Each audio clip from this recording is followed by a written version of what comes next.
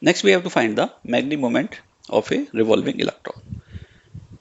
We know that the current loop is a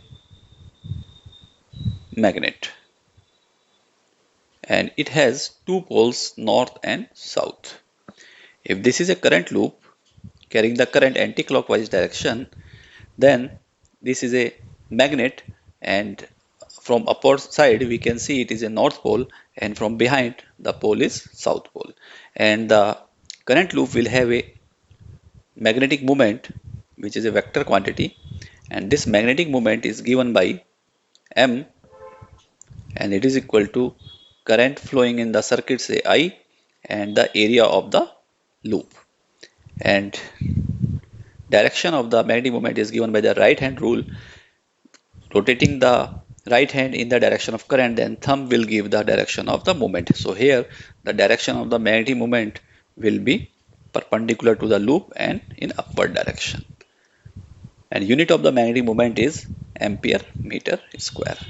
Now we take now the case of the electron revolving in its orbit. Suppose this is the nucleus around which an electron move in a circular orbit, say in anti-clockwise direction. This is the electron, and here it is nucleus. This electron is moving in an anti-clockwise direction, and its velocity, that is the tangential velocity, is v, and the radius of the path is suppose small r, and mass of this electron is m e. Here electron is a negative charge, current will be opposite to the motion, therefore current is in the clockwise direction. This is the current I. Because current is the rate of flow of charge and charge is E, and this is circulating the circle with say time period t, so current will be E by t, and t can be calculated from the velocity. Here E by, because velocity is defined as the distance by time, and in the time t it covers one circle, that means circumference of the circle is 2 pi r.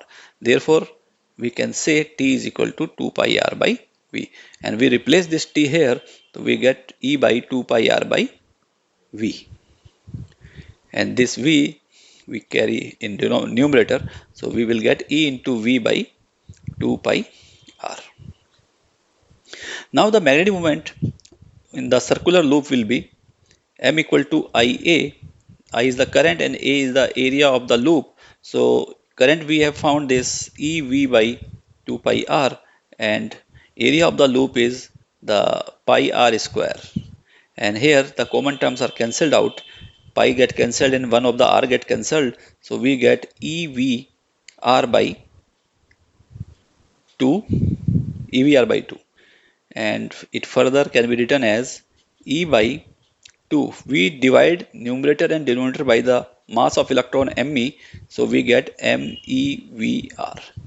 And here this parameter MVR is the orbital angular momentum L. This L equal to M mass of electron into V velocity into R. Therefore, the magnetic moment can be written as, in terms of magnitude, it is E by 2me into L. If we check the direction, for direction, suppose we redraw the figure. This is the nucleus around which electron moving in a circular orbit, and direction is v, having the velocity v in anti-clockwise direction, and radius of the path is r. If we check the direction of angular momentum, so this is the r, so r is taken here, and this is angle between r and v, and if we take the cross product of, because angular momentum is the cross product of r cross p, so this r cross p give the direction perpendicular to the plane and upward direction. So momentum, this angular momentum is in the upward direction. This is L. And if we check the direction of magnetic moment, because electron is moving in the anti-clockwise direction, and being a negative charge, current will be flowing in the clockwise direction, and by using the right hand rule, the direction of the magnetic moment will be perpendicular and the downward to the plane of paper. So it is in the downward direction. That's why we can say magnetic moment M and angular momentum L are in opposite direction.